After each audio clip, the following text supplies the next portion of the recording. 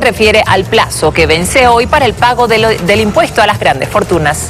Sí, el día de hoy es el vencimiento del impuesto a las grandes fortunas para los residentes en Bolivia. Quienes residen, los bolivianos y extranjeros acá en nuestro país y que además tienen un patrimonio superior a los 30 millones de bolivianos, deben en este caso registrarse primeramente en la administración tributaria y seguidamente hacer el pago correspondiente.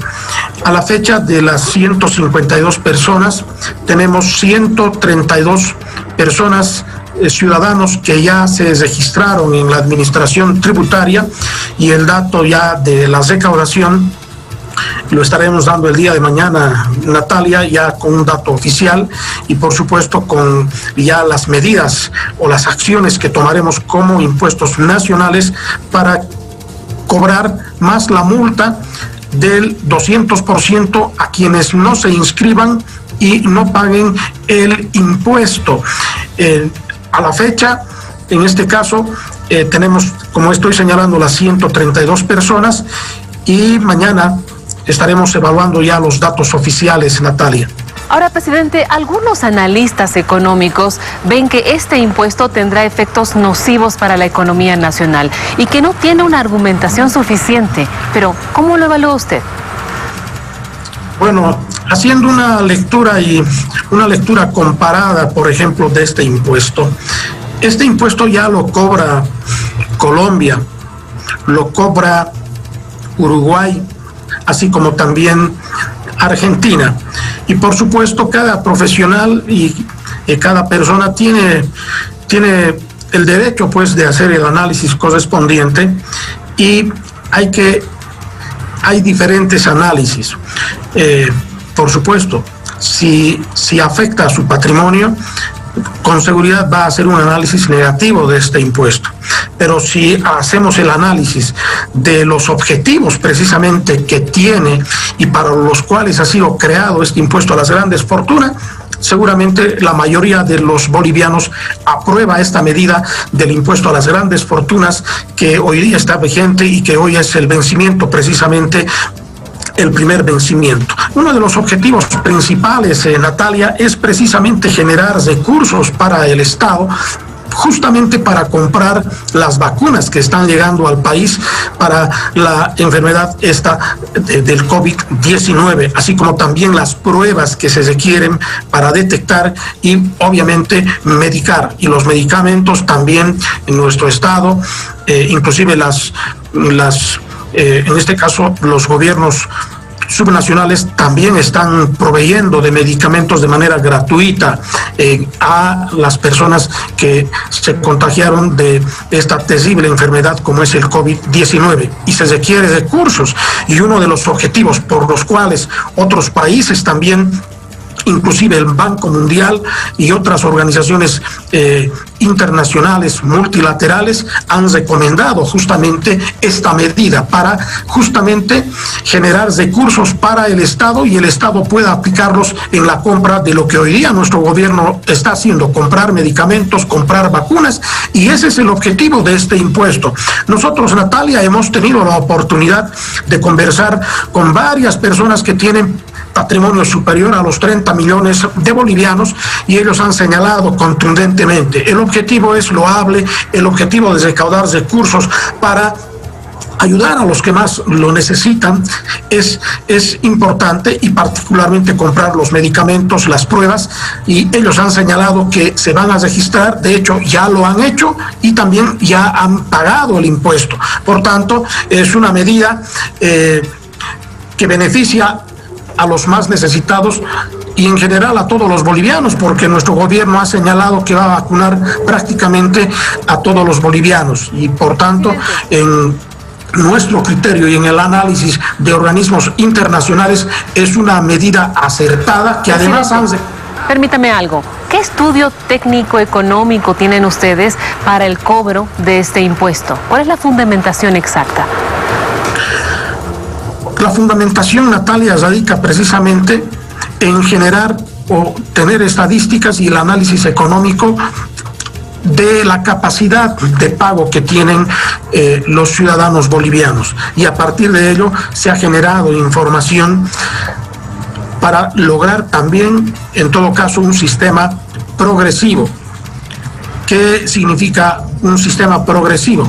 Que los que tienen más paguen impuestos y los que tienen menos paguen menos impuestos, justamente en función a su capacidad de pago. Ese es el fundamento principal para poder haber creado.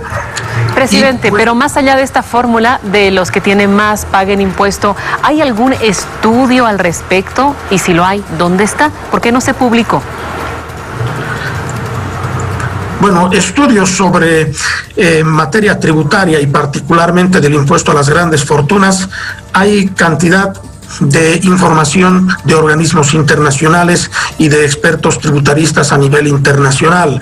En este caso, el análisis y la fundamentación se lo ha hecho pues al presentar justamente el proyecto de ley a la Asamblea Legislativa. Ese trabajo lo ha realizado nuestro Ministerio de Economía y Finanzas Públicas y obviamente que se ha hecho el análisis de por qué se está creando este impuesto y como estoy señalando, el fundamento importante es de que la gente que tiene más debe pagar impuestos también en mayor proporción que aquellos que no tienen y por supuesto tratando justamente de beneficiar a los que menos tienen, porque este impuesto, como estoy señalando, y es la fundamentación importante, que son recursos que se están destinando para la lucha de esta pandemia COVID-19, Natalia. Presidente, le pregunto, ¿por qué se cambió el proyecto de ley original que establecía el pago del impuesto para el 2021, tomando en cuenta que por una ley que impone el tributo de manera permanente? Natalia, esa consulta lo debiera hacer a la Asamblea Legislativa. Le hago recuerdo que la administración tributaria es un ente netamente técnico que aplica lo que dispone una ley. Nosotros no proponemos, no sugerimos leyes. Quienes plantean justamente una ley es nuestro gobierno nacional y esto es debatido en la Asamblea Legislativa. De hecho, Natalia, por información que daba justamente los medios de comunicación, el proyecto estaba justamente señalando que era por una gestión, pero en todo caso en la Asamblea Legislativa y en la Comisión Económica hacen ese análisis y hoy día tenemos una ley que evidentemente se paga de forma anual, pero es una respuesta que hay que trasladarlo a la Asamblea Legislativa, Natalia, no a impuestos nacionales. Nosotros estamos en la tarea de implementar, que ese es el rol que tiene la administración tributaria, implementar las leyes tributarias y por supuesto recaudar esos impuestos. Hoy día nosotros tenemos un sistema para aquello y también hemos hecho la difusión correspondiente. Como estoy señalando, ya tenemos 132 personas inscritas y si no pagan el impuesto, inclusive de estas 132 personas y las restantes 20, el día de mañana Impuestos Nacionales estará aplicando las sanciones correspondientes, porque Natalia, nosotros ya tenemos toda la información necesaria para hacer la fiscalización tributaria, para determinar el patrimonio real de todos estos ciudadanos que tenemos en este caso en el análisis y la investigación que ha realizado la administración tributaria. Presidente, le pido respuestas más breves para que podamos desarrollar todo lo que tenemos para usted. Ahora hablemos de lo que pasa en Argentina. ¿Por qué cree que el tributo no es permanente a diferencia de lo que es en Bolivia? Y recordemos que Argentina fue el país que inspiró precisamente que Bolivia haga este tipo de impuesto a las grandes fortunas. Bueno, no podemos señalar, Natalia, que hemos tomado como base, digamos, la normativa de Argentina. Estoy señalando que lo mismo están haciendo en Colombia y también en Uruguay, inclusive en Europa también hay el impuesto a las grandes fortunas. La base, por supuesto, en normativa comparada, seguramente el Ministerio de Economía ha hecho pues ese trabajo y cada país es independiente y hay una autodeterminación de sus autoridades. En el caso boliviano, nuestra Asamblea Legislativa ha establecido pues que el impuesto sea anual por una autodeterminación. No se olvide que Bolivia es un país independiente, soberano, y tiene el derecho de autogobernarse, autodeterminarse a partir de las autoridades. Y eso, como les reitero, la pregunta debiera hacerlo a la Asamblea Legislativa, ¿no? ¿En qué países este tributo es permanente, así como en Bolivia? Por la información que he estado revisando, en Colombia, por ejemplo, Natalia, es un pago, y además que ya data de hace mucho tiempo, no es reciente, ¿no? Esto en Colombia, por ejemplo, ya es desde el año prácticamente 1999, si no me equivoco, y que hoy día sigue vigente. Es decir, es un impuesto que justamente tiene como objetivo principal esos recursos un destino específico. En el caso boliviano también esos recursos tienen un objetivo específico, que es justamente proveer de recursos, en este caso particular, para, en este caso, el COVID, o enfrentar el COVID-19 con la compra de los medicamentos, así como también de las pruebas y los medicamentos, por supuesto. Ahora, presidente, ¿no es más correcto hablar de un impuesto al patrimonio? Es simplemente de nomenclatura, Natalia, ¿no? En Colombia no tiene el nombre de impuesto a las grandes fortunas, ¿no? Inclusive hay otros impuestos por ejemplo, en Bolivia el impuesto a las transacciones financieras, en otros países lo llaman el impuesto a los movimientos financieros. Es solamente el nombre, pero en realidad se trata de lo mismo, como ocurre con el impuesto a las grandes fortunas en Bolivia, y como en Colombia, que tiene el impuesto, como usted lo está señalando, el impuesto al patrimonio. Y la base tributaria del impuesto a las grandes fortunas en Bolivia es justamente el patrimonio superior a los 30 millones de bolivianos, que también hay una base también de un monto de patrimonio en Colombia, por ejemplo, así como también en Argentina y en Uruguay. Presidente, ¿este impuesto no va a generar un problema de liquidez, obligando a las personas a vender bienes para cubrirlo al estar aplicado al patrimonio y no a los bienes líquidos? No creo, Natalia, por las estadísticas, por ejemplo, de la recaudación que está generando impuestos nacionales, no creo que genere eso, porque hay circulante en el país, hay gente que tiene este patrimonio superior a los 30 millones de bolivianos, y por supuesto tiene un flujo de efectivo que lo estaremos notando el día de mañana precisamente, ¿no? Por eso es que no estamos dando el dato. Si evidentemente no tienen la liquidez, seguramente no van a imposar el impuesto, y sí lo van a declarar. Pero eso el día de mañana lo sabremos, si tienen o no tienen la disponibilidad o la liquidez, como usted está señalando. Y mañana evaluaremos ya con datos exactos, datos ya oficiales que la Administración Tributaria mañana hará conocer. Según un estudio citado por el Centro Boliviano de Estudios Económicos, si este impuesto se hubiera instaurado el año 2000, por ejemplo, hoy habría 3.500 millones de dólares menos en la economía nacional. ¿Se estudió esta variable?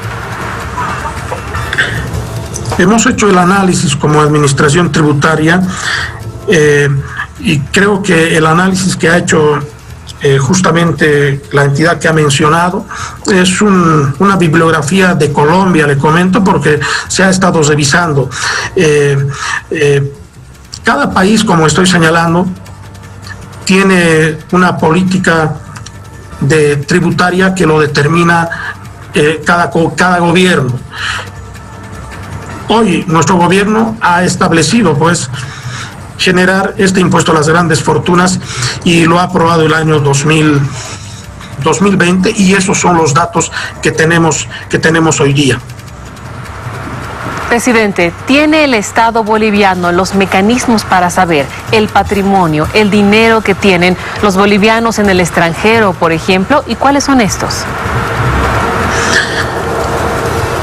Tenemos convenios de intercambio de información, Natalia.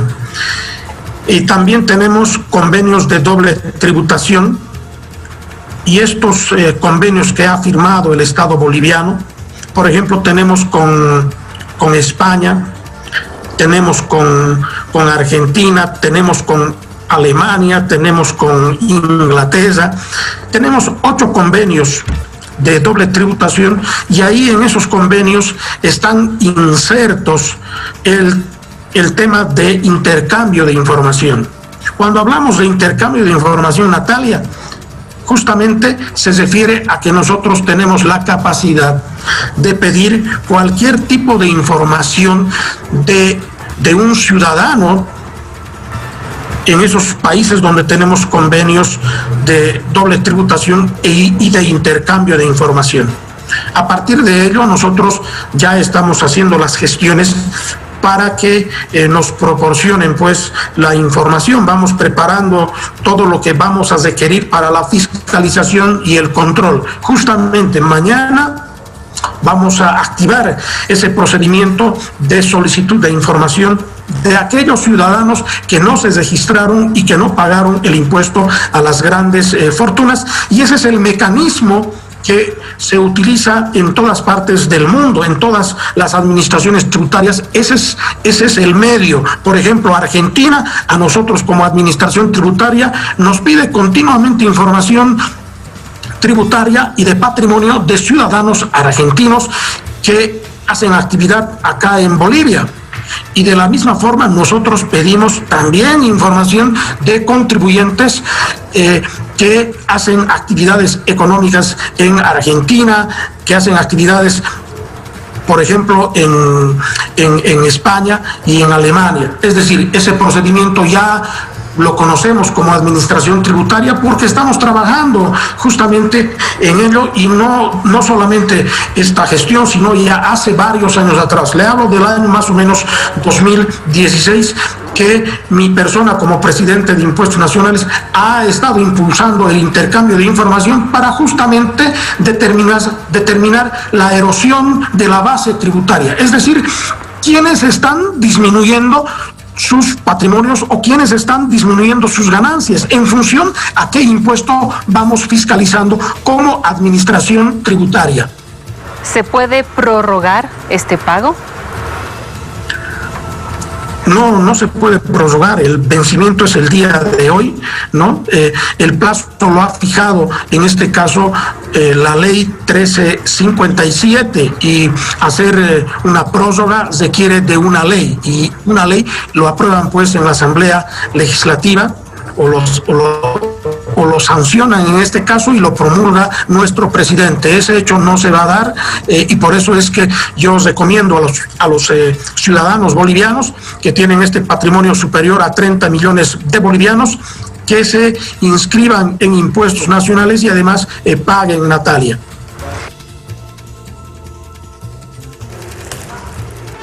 Continuamos, amigos.